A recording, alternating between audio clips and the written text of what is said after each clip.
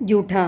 Mummy mummy, मैं उस बुढ़िया के साथ स्कूल नहीं जाऊंगा, ना ही उसके साथ वापस आऊंगा।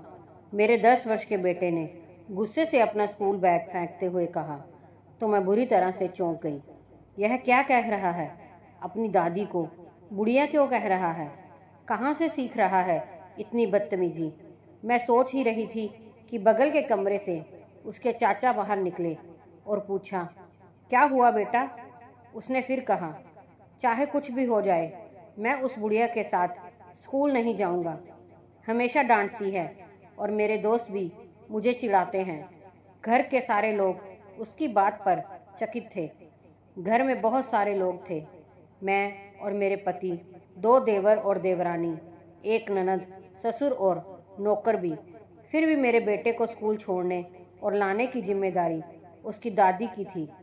पैरों में दर्द रहता था, पर पोते के प्रेम में कभी शिकायत नहीं करती थी। बहुत प्यार करती थी उसको, क्योंकि घर का पहला पोता था।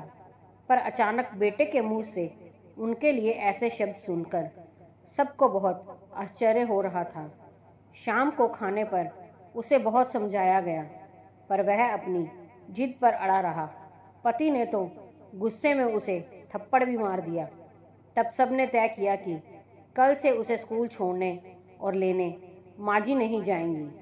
अगले दिन से कोई और उसे लाने ले जाने लगा, पर मेरा मन विचलित रहने लगा कि आखिर उसने ऐसा क्यों किया। मैं उससे कुछ नाराज भी थी। शाम का समय था। मैंने दूध गर्म किया और बेटे को देने के लिए उसे ढूंढने लगी। मैं छत पर पहुंची तो बेटे के मुंह से मेरे बारे में बात करते सुनकर मेरे पैर ठिठक गए। मैं छुप कर उसकी बात सुनने लगी। वह अपनी दादी के गोद में सर रख कर कह रहा था, मैं जानता हूँ दादी कि मम्मी मुझसे नाराज है, पर मैं क्या करता। इतनी ज़्यादा गर्मी में भी वो आपको मुझे लेने भेज देते थे।